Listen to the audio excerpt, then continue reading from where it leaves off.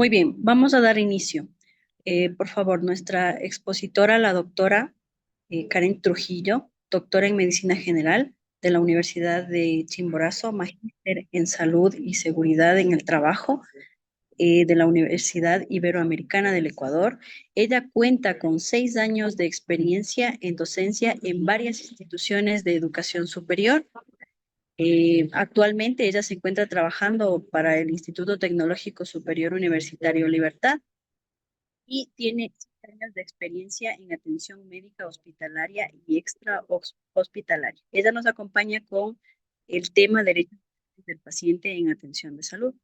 Por favor, doctora, adelante. Cualquier inquietud, pregunta, háganlo por el chat para después hacerle a la doctora, por favor. Por lo pronto no pueden hacer ninguna interrupción. Doctora, adelante, le escuchamos. Muy buenas noches, bienvenida. Muy buenas noches, gracias a todos los presentes, gracias por la invitación y pues quería conocer si es que se está compartiendo la imagen y si es que se me escucha bien. Sí, doctora, está perfecto. Se comparte la presentación y se le... Muchas gracias. Bueno, en la tarde del día de hoy vamos a hablar de un tema no tan frecuente, de un tema un poquito controversial, que es justamente los derechos que tienen los pacientes y también los deberes que ellos tienen que cumplir, porque así como todos, tenemos derechos y deberes. Entonces, comenzamos con esto.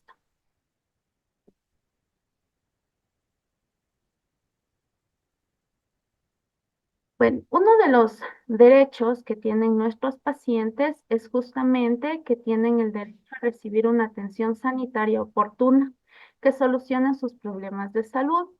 Ah, Justamente hay varios inconvenientes en la actualidad donde nuestros pacientes acuden a servicios, sobre todo públicos, donde no se da una intervención rápida. Entonces es una de las quejas más frecuentes que tienen nuestros pacientes. Y dentro de la Constitución de nuestro Ecuador está justamente establecido de que tenemos que recibir un derecho, o, perdón, una atención sanitaria oportuna, rápida, con el objetivo obviamente de que no se produzca algún tipo de complicación en el paciente, que eso a su vez puede vulnerar su salud, complicarse con casos de mortalidad, y eso obviamente hacia nuestra parte de costos tiende a ser mucho más alto si es que existen complicaciones de los mismos. Pero así como existe este derecho, existe también un deber que tienen que cumplir los pacientes, que es que el paciente tiene el deber de informarse acerca de los horarios de atención y participar responsablemente en la gestión de su propia salud, ¿sí? Es decir, que ellos tienen que ser responsables con el tratamiento médico y con las visitas médicas que se les otorga. Entonces, es bastante importante esto. Otro de los derechos que tienen nuestros pacientes es un trato digno, respetuoso, respetando obviamente su dignidad e intimidad, sin que estos sean discriminados ni se vulnere sus derechos humanitarios. Pero así como se tiene este derecho, también se tiene el deber de tratar con el máximo respeto hacia los entes sanitarios, que en este caso somos todos los que formamos parte del procedimiento de salud. Otro del derecho que tienen nuestros pacientes es el derecho a recibir visitas, compañías y asistencia espiritual. Em, es bastante frecuente que sobre todo los acompañantes, los familiares, quieran ingresar, acompañar obviamente a su paciente. Sin embargo, existen varias controversias porque no se les deja pasar o no pueden entrar a hacer este tipo de visitas. Pero así como existe el derecho de recibir estas visitas, los pacientes junto con sus familiares tienen que tener el deber de respetar los horarios de visitas que cada entidad sanitaria presenta. Y obviamente coordinar también con trabajo social en caso de que se quiera hacer este tipo de acompañamiento espiritual. Otro de los derechos que tienen nuestros pacientes es a recibir información oportuna, verdadera, continua, comprensible de todo lo que se hace referente al estado de salud del paciente, así como también las alternativas de tratamiento, el tratamiento en sí, el pronóstico. En caso de que el paciente no desea o no quiera o no pueda captar este tipo de información, tiene que dar esta información de diagnósticos, tratamientos a los familiares para que se cumpla y se sepa pues cómo está actualmente el paciente. Pero ¿cuál sería el deber frente a este derecho que tiene el paciente? Que tiene que entregar el paciente todo tipo de información que sea veraz y completa al ente sanitario, porque se ha visto circunstancias donde los pacientes por vergüenza, por discriminación o por algún tipo de circunstancia se guardan cierta información que termina siendo importante para dar un diagnóstico y obviamente un tratamiento adecuado frente a esa patología. También otro del deber es suscribir el formulario de consentimiento informado y según sea obviamente el caso y según sea la patología que tenga el paciente. Otro de los derechos que tienen nuestros pacientes, o en caso de que nosotros seamos pacientes, es el derecho a la confidencialidad de toda la información relacionada con la salud, incluyendo el secreto de su permanencia en hospital, salvo obviamente que existan existencias legales que se tenga que vulnerar ese tipo de derecho, que son en circunstancias bastante especiales y no tan frecuentes.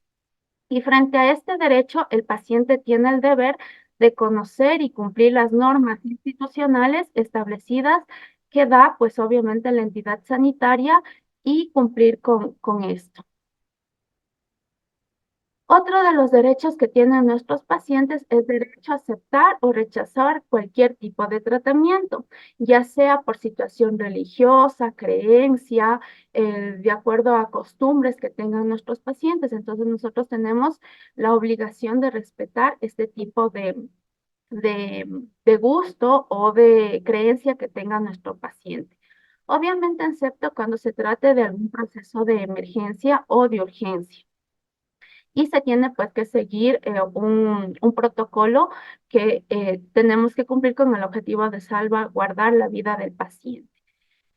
Frente a este deber, a este derecho, el paciente tiene el deber de suscribir el documento de rechazo de tratamiento en caso de que no mismo quiera hacer este tipo de tratamiento y tiene también el derecho de firmar, perdón, el deber de firmar el formulario de alta voluntaria en caso de que no esté a gusto con el tratamiento y obviamente con el diagnóstico de esa casa de salud.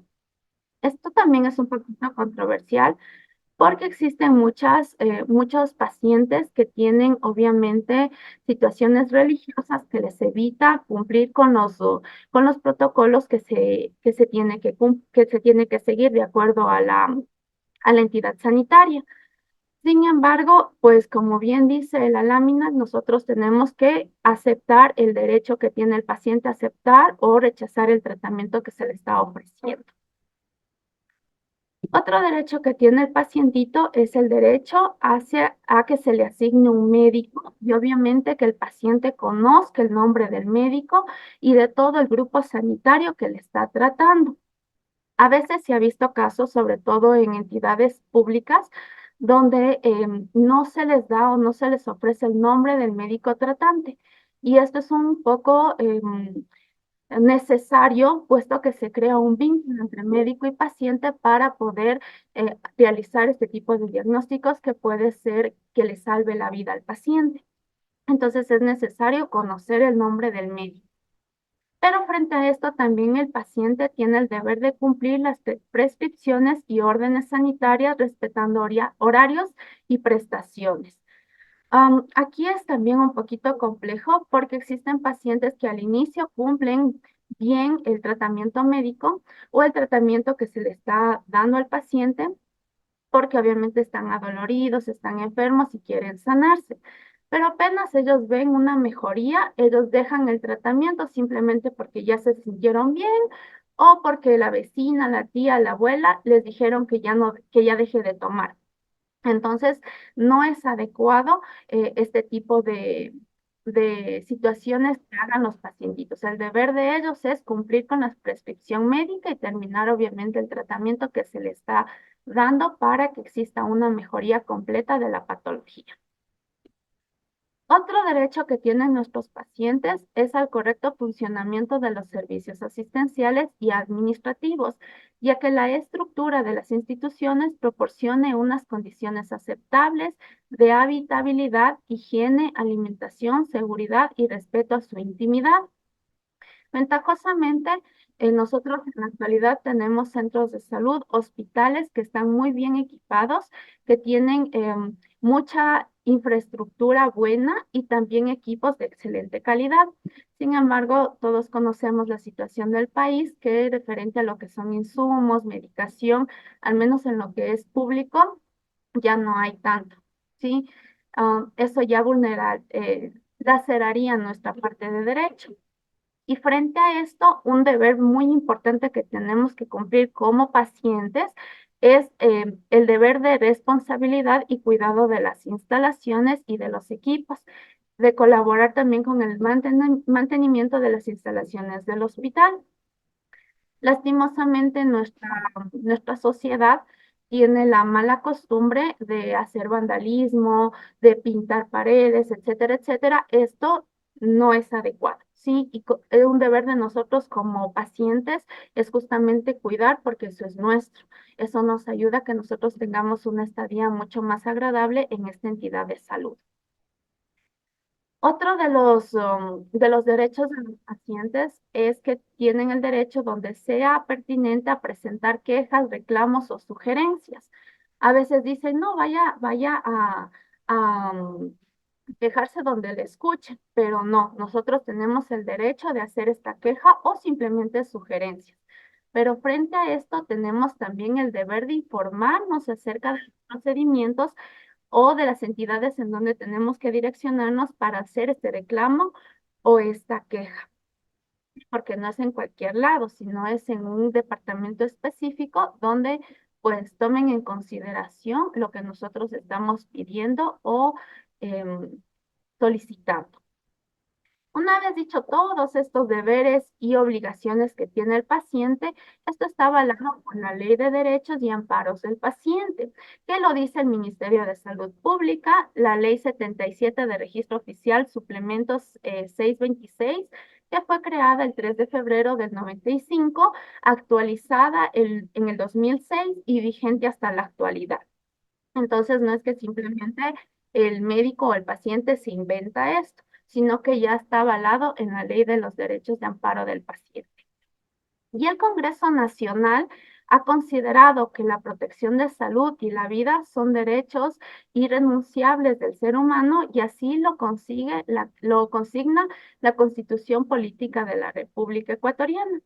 También está considerando que estos derechos solo pueden ejercerse dentro de un marco legal que precautele la inmediata atención de las personas en caso de emergencia en los servicios de salud y también que los pacientes tienen el derecho a conocer en los servicios de salud la naturaleza de sus dolencias, el diagnóstico médico y las alternativas de tratamiento respetando su privacidad y dignidad. Entonces, en todo esto, sobre todo del Ministerio de Salud Pública, tenemos un capítulo, que es el capítulo 2, que habla de los derechos del paciente.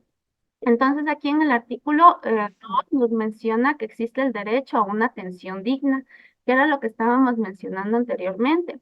Y cito textualmente, todo paciente tiene el derecho a ser atendido oportunamente en el centro de salud de acuerdo a la dignidad que merece todo ser humano y tratado con respeto, esmero y cortesía. Eso también habla la Ley Orgánica de Salud en el artículo 7, donde menciona derechos y deberes de las personas y del Estado en relación con la salud. Otro artículo muy importante en este capítulo es el artículo 3, que menciona el derecho a no ser discriminado. Y de igual manera cito, todo paciente tiene derecho a no ser discriminado por razón de sexo, raza, edad, religión o condición social y económica. En el servicio público, lastimosamente, se ve mucho vulnerado este tipo de derechos. En la parte privada, de pronto por la situación lucrativa, no se vulnera tanto, pero nosotros tenemos que ser conscientes que el paciente está protegido frente a este artículo 3 del capítulo 2 de la Ley de la Protección del Paciente. Otro artículo que menciona este capítulo es el artículo 4, que habla del derecho a la confidencialidad. Todo paciente tiene derecho a que la consulta, examen, diagnóstico, discusión, tratamiento y cualquier tipo de información relacionada con el procedimiento médico a aplicarse tenga de carácter de confidencialidad. Es decir, que cualquier síntoma, signo o patología que tiene el paciente y él no quiera que se divulgue, nosotros tenemos que respetar eso y no podemos estar divulgando información. Esto también ampara la ley orgánica en el artículo 6, que habla de las responsabilidades y es obviamente el Ministerio de Salud Pública quien también menciona este tipo de derecho a la confidencialidad. En este mismo capítulo, el artículo 5, en cambio, nos habla del derecho a la información, es decir, lo que estábamos mencionando anteriormente. Y cito textual: todo paciente tiene el derecho a recibir información, sobre todo de su diagnóstico, pronóstico, tratamiento, riesgo, duración de incapacidad y alternativas de cuidado de manera comprensible, para poder tomar decisiones sobre su atención, excepto en situaciones de emergencia. Además, el centro de salud debe informar quién es el médico responsable. Entonces, saber, conocer quién está a cargo de ese paciente es muy importante y es un derecho que la ley ampara. Aquí hay una parte muy importante que nos menciona que tenemos que tener tenemos que dar un diagnóstico con términos adecuados, con términos comprensibles para el paciente, es decir, de manera comprensible, porque en nuestra sociedad tenemos personas que no conocen terminología médica. Y obviamente eso confunde el entendimiento del diagnóstico hacia nuestros pacientes y hacia los familiares. Entonces es muy importante que nosotros utilicemos terminología adecuada para poder hablar y comunicar el tipo de diagnóstico que tiene nuestro paciente, como bien dice el artículo, para que ellos puedan comprender y sepan qué es lo mejor de acuerdo a sus necesidades, a sus costumbres o a lo que ellos consideren. El artículo 6, en cambio, habla del derecho a decidir. Nos menciona que todo paciente tiene el derecho a elegir si acepta o declina el tratamiento médico.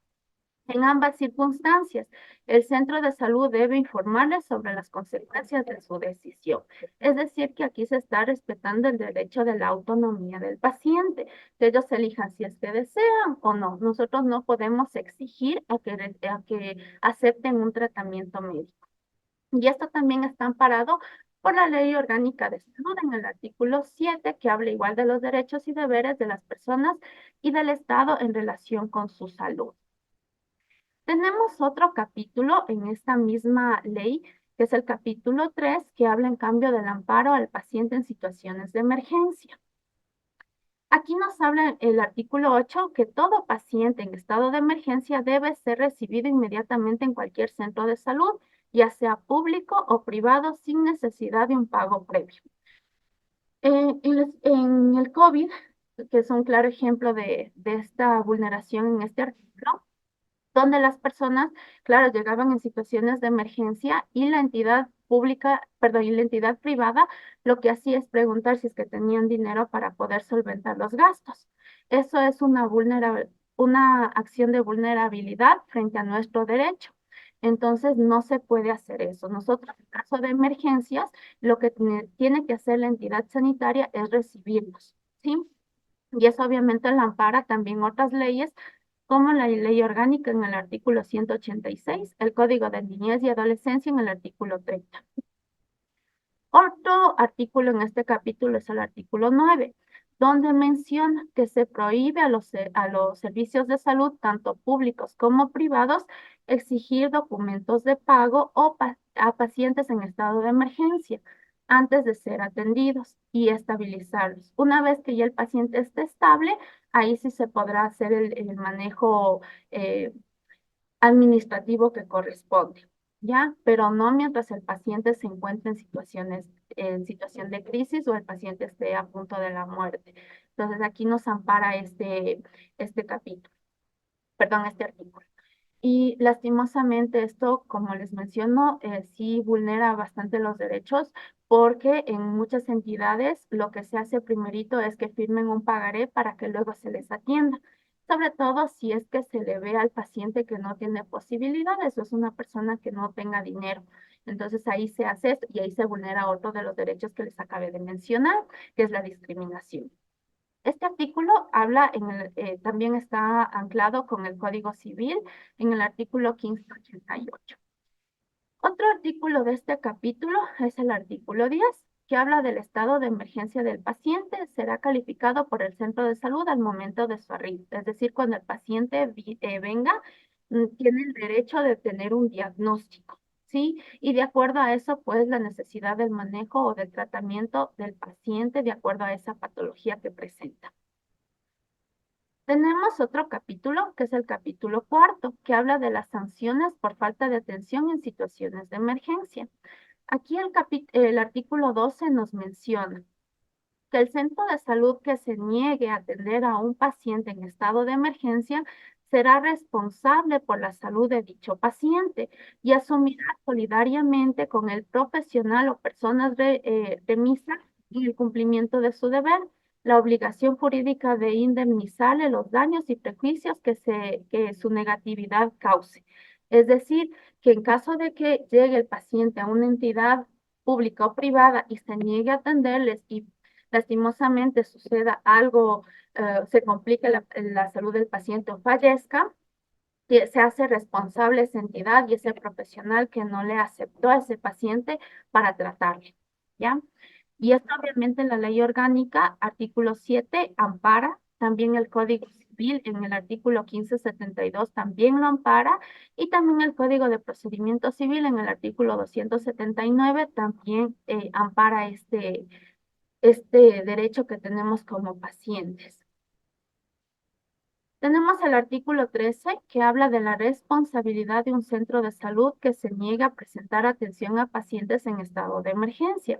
Serán sancionados con prisión de 12 a 18 meses y en caso de fallecimiento del paciente desatendido será también a una situación penal de prisión de 4 a 6 años. Entonces tenemos este artículo que también nosotros, cuando seamos pacientes, podemos apoyarnos de esto.